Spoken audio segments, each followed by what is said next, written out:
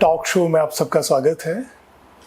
और हम सब जानते हैं कि प्रदेश की प्रगति में वैसे तो पूरे प्रदेशवासियों का योगदान होता है, लेकिन राजनेता और ब्यूरोक्रेट्स इनका बहुत अहम भूमिका रहती है प्रदेश को आगे ले जाने में और प्रदेश को लोगों को आगे ले जाने में। लेकिन कभी कभी ऐसा देखने में मिल जाता है कि राजनेता और ब्यूरोक्रेट्स के बीच में जब टकराव होता है तो उसका अंदाज और उसका लहजा बहुत डिफरेंट होता है, क्योंकि प्रोटोकॉल में जो राजनेता होते हैं थोड़ा डिफरेंट लेवल पर होते हैं और जो ब्यूरोक्रेट्स होते हैं वो डिफरेंट लेवल पे होते हैं। और राजनेताओं को थोड़ा ब्यूरोक्रेट्स को डांटने में कई बार अलग तरह के तेवर दिखाते हुए हम सब ने देखा हुआ है। और जब राजनेता ब्यूरोक्रेट्स को इस तरह से तेवर दिखाते हैं, उसका इम्पैक्ट क्या होता है, उसकी अंजाम क्या होता है, ये अपने आप में चर्चा का विषय रहते हैं। आज हम इसी मुद्दे पर चर्चा करने वाले हैं और चर्चा करेंगे अपने दो खास मेहमानों के साथ, वो मेहमान जिनको आप सब पहले से जानते हैं। जी हाँ, बहुत बहुत स्वागत है। सबसे पहले मैं परिचय कराना चाहूँगा सुनील चड्ढा जी का। सुनील चड्ढा जी द न्यूज़ रडार के एग्जीक्यूटिव एडिटर हैं और तकरीबन 2 दशक का इनका पत्रकारिता का अनुभव है। और इसी के साथ हमारे बीच हैं गोपाल पुरी जी। गोपाल पुरी जी नेशनल मीडिया में बड़ा नाम कमाया है इन्होंने, और गोपाल पुरी जी पॉलिटिकल एडिटर हैं TNR के। पुरी जी आपका भी स्वागत है। तो आपसे शुरुआत करें या आपसे शुरुआत करें, ऐसे आपको ठीक लगे? ओके। लेकिन पहले पुरी जी ये बताइए, टी-शर्ट में आ गए आप? हाँ कोई खास वजह? नहीं सर, ओके। जर्नलिस्ट की कोई ड्रेस नहीं होती ना sir. Very nice, very nice, good good good. आपका चश्मा गायब है आज। वो जब धूप में निकलते हैं तब पहनते हैं। अच्छा, वो अंदाज डिफरेंट होता है। एक चीज़ तो बड़ी क्लियर है कि जो धूप होती है वो भी एक अलग तरह की रंगत लेके आती है, पहनावे का अंदाज बदल जाता है। तो सर्दियों के और गर्मियों के फैशन अलग होते हैं। पर हम चर्चा में वापस आते हैं और हम उस फैशन की बात करते हैं जो आजकल एक आम बन गया है। और ये फैशन है, मैं कहूँगा कि बड़े होने का मतलब ये कि किसी को भी डांट दीजिए। हाल ही में एक चर्चा हुई है और उस चर्चा में जो हमारा इस प्रोग्राम का टाइटल भी है कि विपिन परमार जी का गुस्सा क्यों है। आज हम इसी मुद्दे पर बातचीत करेंगे। तो चड्ढा जी आप ही बताइए, परमार साहब को गुस्सा क्यों आ गया? इतने शालीन व्यक्ति हैं, इतने रौबदार व्यक्ति हैं और बड़े बड़े मैं कहूँगा शालीन राजनेता माने जाते हैं हिमाचल प्रदेश के। आखिर गुस्सा क्यों आ गया? इंसिडेंट क्या था, पहले आपसे वही जानना चाहते हैं। सबसे पहले तो विजय जी आपका बहुत बहुत धन्यवाद। और ये इशू उठाने के लिए, बेसिकली ये इशू 6 तारीख का है इसी महीने। जी जी। और ये जो इंसिडेंट था कुछ सेकंड्स का जी, ये बहुत वायरल हुआ। हाँ जी, हाँ जी। लेकिन इस इशू को गहराई तक कोई नहीं गया इस पे डिबेट करने को लेकर। जी जी। शायद उसकी कुछ ये भी वजह रही क्योंकि भारत का और पाकिस्तान के बीच एक द्वंद्व चला। जी बिल्कुल, और अटेंशन डाइवर्ट हो गई, एक्चुअली टोटली डाइवर्ट हो गई। हाँ। और इस इशू पे कोई ज़्यादा बात नहीं हो पाई जी। और ये बिल्कुल सही समय है कि बेशक इशू आपने दबाया नहीं है, ख़त्म नहीं किया, और आज इस महत्वपूर्ण विषय पे हम चर्चा कर रहे हैं। और जो कि मुझे याद है 6 तारीख की घटना थी ये, और तब एक देश में बड़ा गुस्सा था क्योंकि पहलगाम की घटना थी, इतने लोग हमारे मार दिए गए थे। और जब ये मार दिए गए तो लोगों में रोष बढ़ा और चाह रहे थे कि जो पाकिस्तान से जो भारत में लोग आए हैं भाई उनको भेजो। और उसको लेकर भाजपा ने पूरे देश भर में संगठनात्मक जो ज़िले बनाए हैं वहाँ पे उन्होंने रैलियाँ की, एक रोष रैली की और गुस्सा दिखाया अपना। और कांगड़ा में भी 4 रैलियाँ थी, उसमें से नूरपुर में एक रैली थी जो संगठनात्मक ज़िला है इनका, उसमें इंदौरा आता है, नूरपुर आता है और फतेहपुर ज्वाली जी। तो वो भाजपा की रोष रैली थी। और उसके बाद एक ज्ञापन सौंपना था जो राज्यपाल को जाना था, हर जगह ही ऐसा हुआ। तो ये ज्ञापन देने विपिन परमार जी उनको लीड कर रहे थे और इस पूरी रैली को लीड कर रहे थे। और रैली को इसलिए लीड कर रहे थे क्योंकि वो चंबा और कांगड़ा संसदीय क्षेत्र के प्रभारी के तौर पर जी जी जी, तो वो लीड कर रहे थे। तो उन्होंने उधर ज्ञापन देना था और जो SDM थे वो बाहर ही आगे ज्ञापन लेने के लिए।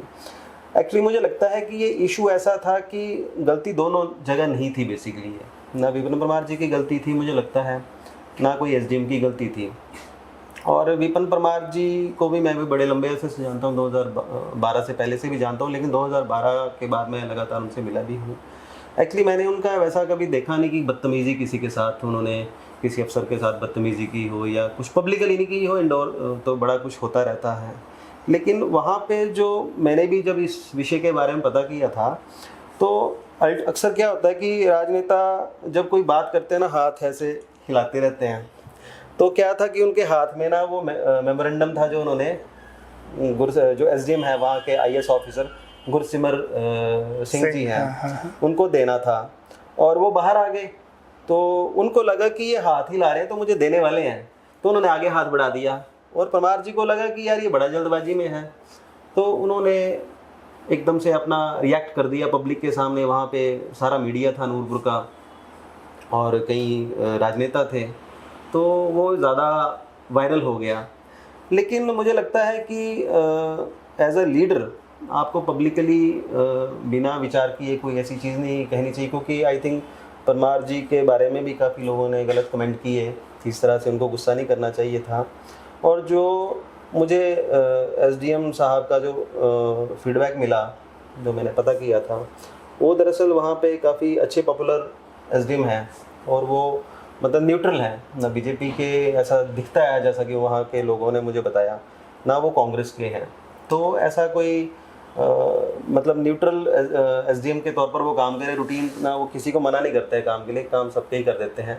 और सबसे बड़ी बात कि वो आईएएस ऑफिसर हैं और नूरपुर अधिकतर जो हमारे कांगड़ा के जो हमारे ब्लॉक्स हैं जहाँ पे सब डिविजन्स हैं, वहाँ पे जो अधिकतर रेशो है वो एचएएस ऑफिसर्स की है। लेकिन नूरपुर बड़ा सौभाग्यशाली है कि वहाँ पे हमेशा आईएएस ऑफिसर ही मिलता है, मोस्टली एसडीएम जो होता है आईएएस ऑफिसर। तो चड्ढा साहब ऐसा करते हैं, वो जो क्लिप है जिसमें विपिन परमार जी और एसडीएम साहब के बीच में थोड़ा सा कशमकश जैसी हो रही है, उसको एक बार देख लेते हैं और उसके बाद फिर चर्चा करते हैं। अगर आप जल्दबाजी दिखाना चाहते हैं तो मैं कोई और रास्ता तैयार करना पड़ेगा। जल्दी आप मुझे पकड़ाने लगे तो मैं इसलिए पकड़ा। देखिए, ये सरकारें आती और जाती रहती, देश बचेगा तो आपकी अफसरशिप भी बचेगी, नहीं तो देश के जो हालात बन रहे हैं उन हालातों का अगर हम हिस्सा नहीं बने और हम किसी और के साथ चल करके अपनी निष्ठाएं बेचते रहें तो ये देश के साथ। तो अब आपने क्लिप में देख लिया, अपना पूरी सब आपसे जानना चाहते हैं। आप देखिए इस क्लिप में आपने अभी देखा कि विपिन परमार जी सामने हैं, एसडीएम साहब सामने हैं, विपिन परमार जी अपने तेवर दिखा रहे हैं और पीछे उनके जो समर्थक है वो बिल्कुल उनकी बल्ले बल्ले कर रहे हैं कि हमारे नेता ने कमाल कर दिया, एसडीएम साहब को डांट दिया। एसडीएम साहब सामने खड़े हैं, बेबस जैसे, असहाय जैसे, सर झुका के खड़े हैं और यही बोल रहे हैं, सर मैंने नहीं किया, मेरी, वो अपने आप को जस्टिफाई करना चाह रहे हैं, लेकिन परमार साहब सुन नहीं रहे हैं, परमार साहब अटैक करते जा रहे हैं। तो आपका क्या मानना है कि परमार साहब की ऐसी बॉडी लैंग्वेज कैसे होगी? परमार साहब तो ऐसे नहीं है। और उसी के साथ थोड़ा सा ये भी जानना चाहेंगे, सामने जो आईएएस ऑफिसर जो चड्ढा जी ने बोला है, इतने मैं कहूँगा कि रिफाइंड ऑफिसर हैं और 2020 बैच के आईएएस ऑफिसर हैं और जनता के लिए बहुत ही इजीली अवेलेबल रहते हैं, हर इशू को रिजॉल्व करते हैं, उनकी मनोदशा कैसी रही होगी? दोनों पक्ष आपसे जानना चाहेंगे। सर, इसमें मैं ये बात कहना चाहूँगा कि ये जो इंसिडेंट्स होते हैं अगर ये अनचेक्ड चले जाएं, जिस पे हम डिस्कस कर रहे हैं, इसको डिस्कस करना इसलिए इम्पोर्टेंट है क्योंकि जब तक नदी अपनी सीमाओं में बहती है तब तक वो सुंदर लगती है। एब्सोल्युटली। यदि वो अपनी सीमाएं तोड़ देती है तो वो नदी जो है वो नाला बन जाती है। तो इसलिए डेमोक्रेसी के पिलर है। हमारा देश महान इसलिए क्योंकि यहाँ पे ब्यूरोक्रेसी, पॉलिटिक्स, मीडिया, जुडिशरी, ये सब जो है पिलर है डेमोक्रेसी। तो सब अपनी सीमा में रह के काम करें, एक दूसरे को इंटरफेयर ना करें, तो डेमोक्रेसी सुंदर लगेगी और देश बिना किसी शक के जो है वो विश्व गुरु के रूप में उभरेगा ही उभरेगा। और ये जो इंसिडेंट हुआ है इसको चर्चा करना इसलिए ज़रूरी है क्योंकि कई बार क्या होता है कि नेता के साथ समर्थक होते हैं, वो हर बात में उनकी हाँ करते हैं, जबकि उनको अवेयरनेस नहीं होती है कि ये ढांचे क्यों बने हैं, कैसे बने हैं।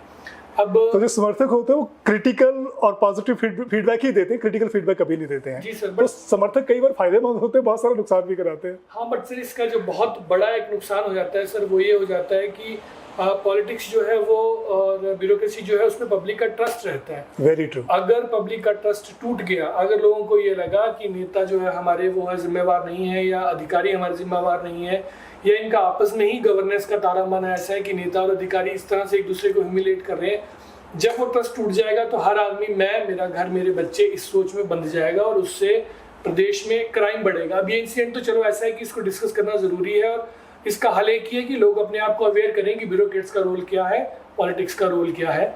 लेकिन कई बार ये क्लैशेस हेल्दी भी होते हैं। अब इस गवर्नमेंट के यदि मैं बात करूं तो आपको याद होगा मुकेश अग्निहोत्री जी, डिप्टी सीएम हमारे, उन्होंने बिलासपुर में एक प्रोग्राम हुआ था कांग्रेस का और उन्होंने वहीं से मंच से कहा था कि मैं चीफ सेक्रेटरी साहब को कहता हूँ कि अपने अफसरों को कह दो कि ये सरकार अपनी पूरी टर्म पूरा करेगी।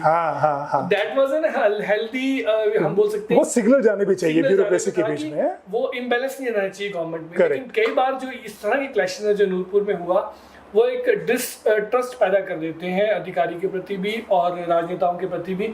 उससे नुकसान दोनों को होता है, पॉलिटिशियन को भी होता है, ब्यूरोक्रेट को भी होता है, और अल्टीमेटली ब्रॉडर पर्सपेक्टिव में जनता को होता है। वो ट्रस्ट टूट जाता है और उससे फिर अशांति और क्राइम जो है वो बढ़ता है। तो ऐसे इंसिडेंट होने नहीं चाहिए। वही बात है कि सीमाओं में नदी को बहना चाहिए। आपने बहुत बहुत सुंदर तरीके से आपने ये वृतांत किया है, सारा वर्णन किया है स्थिति का आपने। लेकिन बड़ी इंपॉर्टेंट बात आपने ये बोली कि जब ब्यूरोक्रेसी और पॉलिटिशियंस का द्वंद्व होता है, उससे किसी प्रदेश की या किसी भी जिले की तरक्की नहीं हो सकती है, किसी भी एरिया की तरक्की नहीं हो सकती है। इन दोनों का आपस में तालमेल और सामंजस्य बनाना बहुत जरूरी है, तभी प्रोग्राम सिरे चढ़ पाएंगे। नहीं तो ऑफिसर लॉ एंड ऑर्डर कैसे मेंटेन करेंगे, प्लान कैसे बना पाएंगे, स्कीम्स कैसे बना पाएंगे, उन्हें इंप्लीमेंट कैसे करेंगे।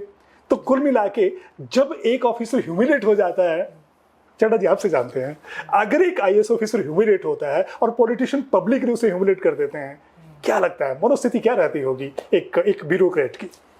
मैं अगर आप ब्यूरोक्रेट की बात कर रहे हैं, मैं एक चलो बैंक के मैनेजर की बात कर रहा हूँ। हाँ। हमारे कोई बैंक का मैनेजर है, उसके अंडर कितना काम करते हैं, 20-30 लोग तो अंडर काम करते हैं।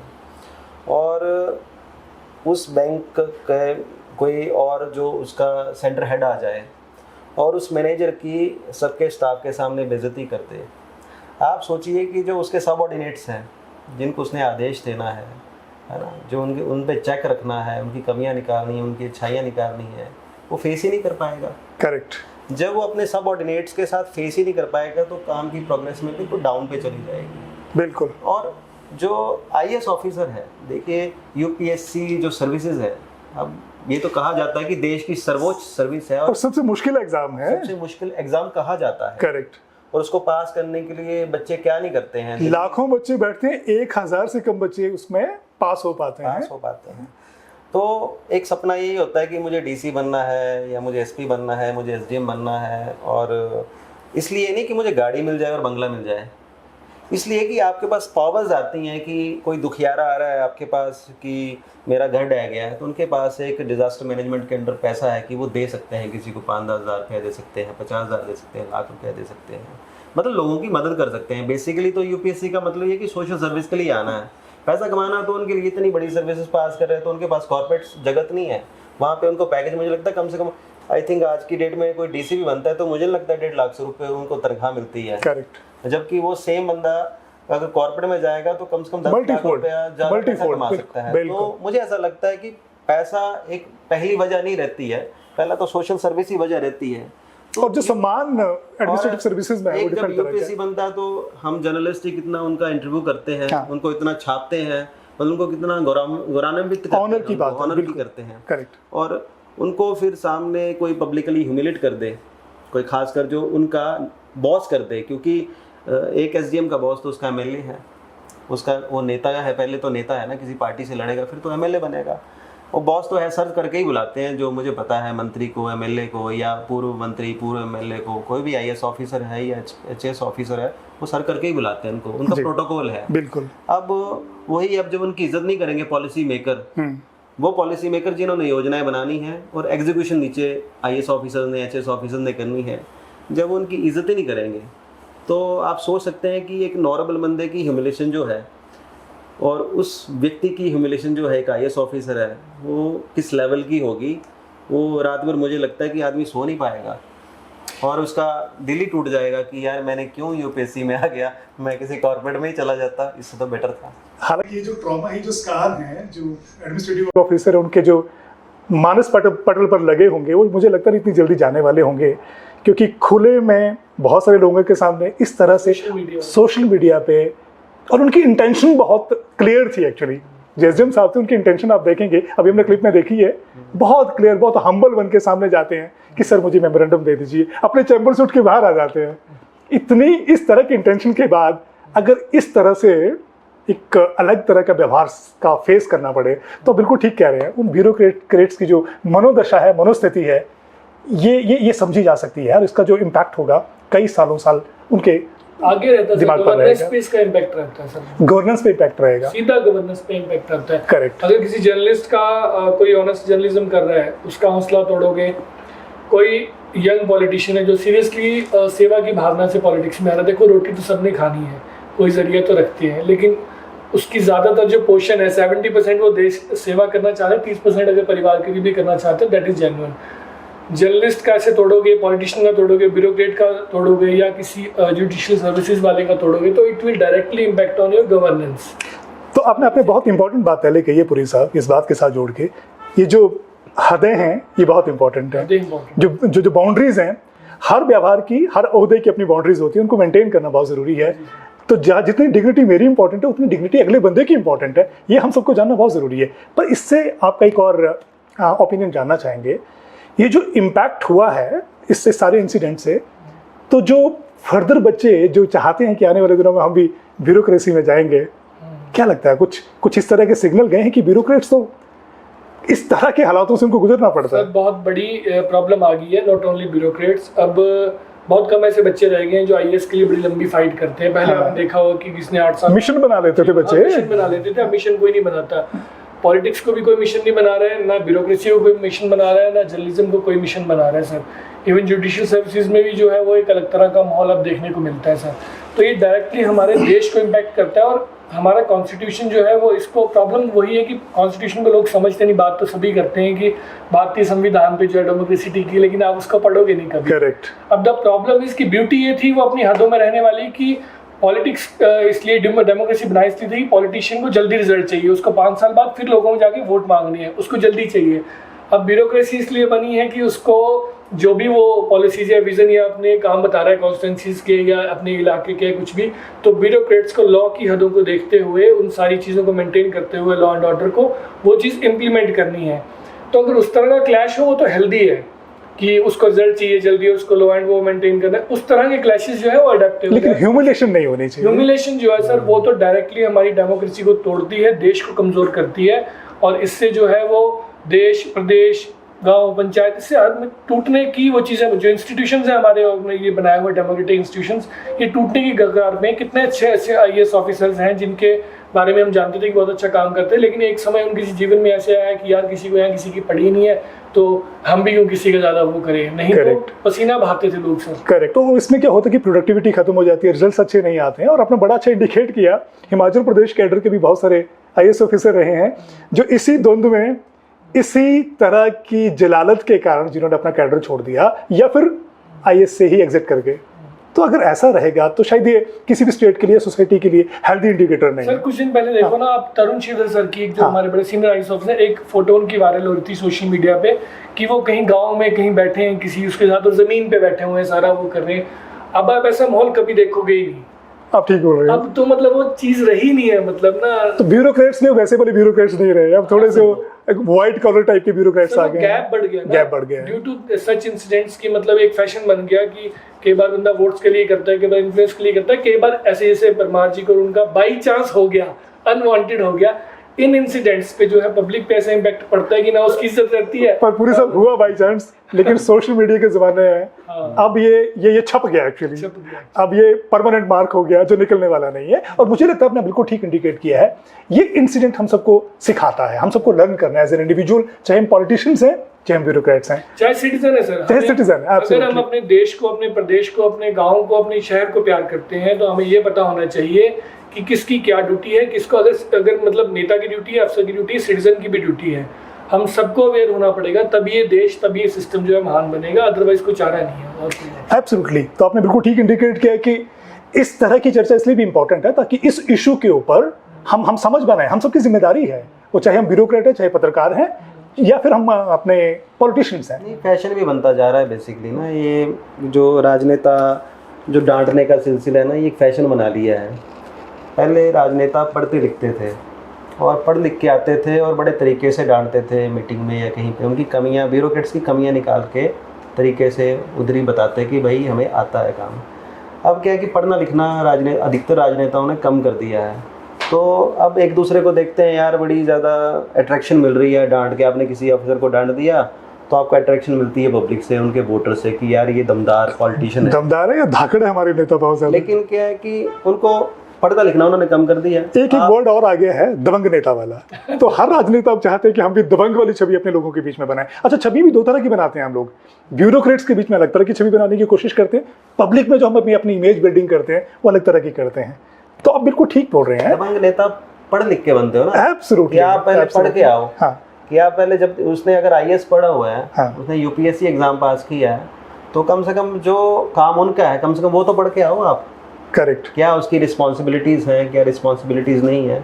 इवन मोस्टली जो MLAs हैं या मंत्री वो पढ़ के लिख के नहीं आते, कैबिनेट में भी जाते हैं बिना तैयारी के चले जाते हैं, फिर मुंह देखते रहते हैं एक दूसरे का। बिल्कुल। और फिर क्या करते हैं, अपनी भड़ास निकालते हैं, अफसरों पे भड़ास निकालते हैं। अफसर भी इनकी कमजोरियां समझ गए हैं बेसिकली। हाँ हाँ हाँ, कि ये वो एकदम से UPSC जो करके आया था वो फेस देख के लगा लेता है पता कि इस नेता में कितना दम है। तो ब्यूरोक्रेट्स को पता होता है कि जो पर्टिकुलर मीटिंग होने वाली है और जिसमें ये वाले लीडर आने वाले हैं, इनको निपटाने का या इनको सेटिस्फाई करने का क्या तरीका है। तो पता है कि जो लीडर है या पॉलिटिशियन है बहुत अंदर तक, तह तक स्टडी करके नहीं आए हैं, तो उन्होंने भी अपनी समझ बना ली कि ठीक है, ज़्यादा मेहनत करने की जरूरत नहीं है, बस इतना करिए, थोड़ा सा कॉस्मेटिक चेंजेस करिए, सब खुश हो जाएंगे।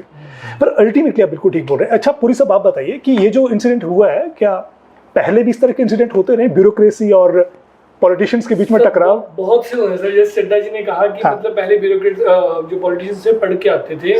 हमें याद है कि during the tenure of Virbhadra Singh, during the tenure of Dhumal साहब, ऐसे इंसिडेंट्स बहुत होते थे। लेकिन वो जो एक डांट डपट वाला माहौल होता था या इस तरह की वो चीज़ करनी थी, it used to happen behind the doors, close doors में होता था। और ये HR की पॉलिसी भी है। अगर आप उसको भी देखोगे, HR वाले फॉर्मूले को, कि अगर आप कोई एम्प्लॉई आपका काम कर रहा है तो उसको अगर आपको प्रेज करना है सबके सामने करो, अगर डांटना है तो बंद दरवाजे में डांटो। तो वो करते थे। लेकिन जब वो करते थे सर, तो मैंने देखा है कि जिस ऑफिसर को वो बोल रहे होते थे उसके पसीने छूट जाते थे, क्योंकि वो जो एक आता था पीछे से, मतलब एक प्रोडक्ट बनता था ना सर, जो मतलब पॉलिटिशियन बनते थे पहले, स्टूडेंट पॉलिटिक्स से निकलते थे, जानते थे लीडरशिप स्किल्स को, आइडियोलॉजीज पे काम करते थे। तो वो जब बोलते थे तो वो प्रॉब्लम भी जानते थे, उसका सोल्यूशन भी जानते थे, उसके एग्जीक्यूशन भी जानते थे। जब वो बोलते थे तो ऑफिसर के पसीने निकल जाते थे सर। आप ठीक बोल रहे हैं। पर एक चीज़ और है कि इशू बेस्ड डांट हो ना, तो शायद बंदा बुरा भी नहीं मानता। इशू बेस्ड नहीं मानता सर बुरा, लेकिन अनजाने में और बिना वजह की डांट हो, फिर बढ़िया करती है, फिर बड़ा कंटेंट हो। और ऐसे ऑफिसर्स हैं जिनको डांट पड़ी ना, और वो मैंने देखा है कि वो आज भी रिस्पेक्ट करते हैं उन लोगों की जिन्होंने उनको डांटा, क्योंकि वो इशू बेस्ड थी और वो सिखा गए उनको काम करना, रिफाइंड कर गए उनकी वर्किंग को, तो बेहतर है। लेकिन बिना वजह डांट खाना तो वाकई में बुरा होता है। और चड्डा जी, थोड़ा सा आपसे जानना चाहेंगे, ये जो SDM Palampur, sorry SDM Nurpur जो रहे हैं, जिनको डांट पड़ी है, आपकी उनसे बात हुई उसके बाद, उस इंसिडेंट के बारे में? मेरी उनसे बात तो नहीं हुई, लेकिन क्या होता है कि ये जो इशू हुआ, अब उनसे बात करूंगा तो खैर वो IAS ऑफिसर है। IAS ऑफिसर का क्या होता है कि कोई भी बात तोल मोल के आदमी करता है, उनको सिखाया यही जाता है कि पत्रकार से कैसे बात करनी है, पॉलिटिशियन से कैसे बात करनी है, पब्लिक से कैसे बात करनी है। लेकिन मेरी बात वहाँ पे नूरपुर में, वहाँ पे जो प्रत्यक्षदर्शी लोग थे, कुछ मीडिया था या कुछ वर्कर्स थे या कोई और लोग थे, उनसे बात हुई। फिर जो उस वीडियो को कुछ लोगों ने देखा, कुछ जो प्रबुद्ध जन हैं, जो नॉलेज रखते हैं, उनसे मेरी बात हुई। मैंने समझने की कोशिश की कि भाई गलती किसकी थी। करेक्ट। तो गलती तो खैर अल्टीमेटली अगर पब्लिक में जाए तो जो पूर्व विधायक हैं, भाजपा विधायक हैं विनोद कुमार जी, उनको पब्लिकली नहीं बोलना चाहिए था। लेकिन जैसे कि मैंने शुरू में बताया कि राजनेता जो हाथ हिलाता है बोलते बोलते, पर हाथ हिलाने के साथ साथ जो टोन और पिच है वो भी मैटर करती है। हम किस आवाज में बात कर रहे हैं, किस अंदाज में बात कर रहे हैं। वो जब आप उनको लग गया कि भाई मेरे को तो बंदा बड़ा जल्दी निपटाने के चक्कर में है, तो हाँ, मैंने और भी थोड़ा खबरें चल रही थी वहाँ पे कि जो रैली थी उसमें कुछ लीडर्स नहीं आए और रैली छोटी रही, उसमें लोग नहीं आए।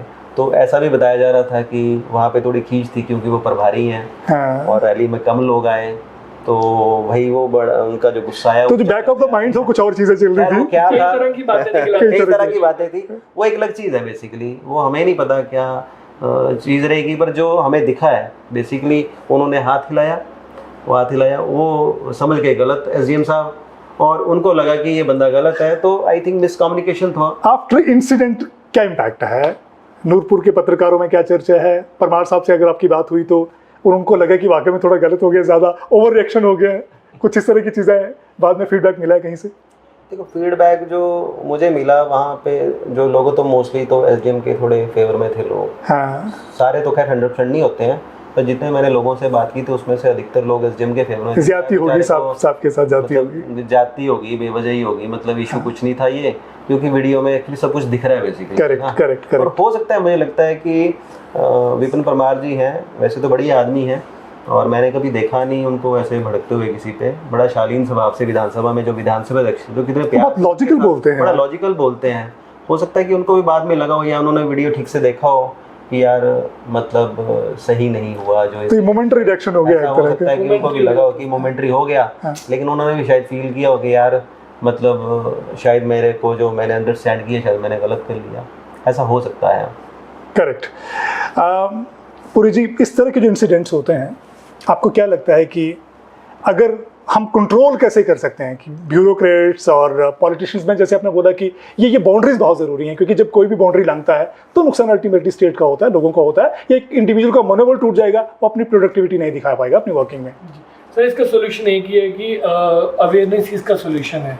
सारी जड़ वही है कि हम गुलाम हुए तो हम अनअवेयर थे, इसलिए हुए। आज भी यदि हम पे कोई इल प्रैक्टिसेस थोपी जाती हैं, चाहे वो पॉलिटिक्स में है, चाहे ब्यूरोक्रेसी में है, चाहे जुडिशरी में है, चाहे जर्नलिज्म में है, वो ड्यू टू अनअवेयरनेस कि आपको पता ही नहीं है लोगों को, क्योंकि वहाँ पे इतने सारे लोग थे। खैर, परमार जी को पता भी नहीं होगा मेरा वीडियो बन गया है, तो वो अवेयरनेस जो है वो बहुत ज़रूरी है। और आपके सपोर्टर जो है वो भी आपके अवेयर होने चाहिए, आपके आसपास के लोग भी अवेयर होने चाहिए, ताकि वो आपको बता देंगे सर ये चीज़ ऐसे नहीं ऐसे होनी है। तो समबडी शुड बी देयर कि अवेयरनेस ही इसका एक मूल मंत्र है सर, वो होनी चाहिए सब में, पॉलिटिक्स में भी और ब्यूरोक्रेसी में भी, सिटीजन में भी, जुडिशरी में भी, जर्नलिज्म में भी। That is the only way कि आपको ज्ञान होना चाहिए। करेक्ट। और फाइनली मुझे भी ऐसा लगता है कि डिग्निटी हर इंडिविजुअल की बहुत इंपॉर्टेंट है, वो चाहे हमसे छोटा है चाहे बड़ा है। सेल्फ रिस्पेक्ट तो बहुत हाई होता है। आत्मसम्मान से बड़ी कोई चीज़ नहीं है एक्चुअली, ये हम सबको अंडरस्टैंड करना चाहिए। और चाहे हम किसी भी ओहदे पे क्यों नहीं है, किसी भी पोजीशन पे क्यों नहीं है, और अगर हम ये मान लेते हैं बड़ी से बड़ी बात अगर सहज तरीके से बोली जाए, अखरती नहीं है, खराब नहीं लगती है, लेकिन वो छोटी बात अगर बड़े तल्ख अंदाज में बोली जाए तो चुभ जाती है, घाव कर जाती है। वही प्रॉब्लम है कि श्रीमद् भगवद गीता को भी आप पढ़ोगे तो एक्चुअली हम अपनी रूट से कट गए, प्रॉब्लम वो भी है। तो उसमें ये कहा गया है कि मतलब जो आदमी अपने काम और क्रोध के वेग को सहन कर लेता है ना, वो सबसे सुखी आदमी है, वही सुखी रह सकता है। और जो बैलेंस रहता है, मानव मानो तुल्यो तुल्य मित्र परिपक्ष्यो, मतलब बैलेंस्ड लाइफ होके जीता है, पेशेंस के साथ जो जीता है ना, वो आदमी जो है वो सक्सेसफुल रहता है, समाज के लिए, परिवार के लिए और सोसाइटी के लिए। करेक्ट जी। और बड़े से बड़ा क्रिटिसिज्म भी सहन किया जा सकता है, बशर्ते कि वो तरीके से हो, सहज तरीके से हो, और जैसे बोला कि आत्मसम्मान को चोट करने वाला ना हो।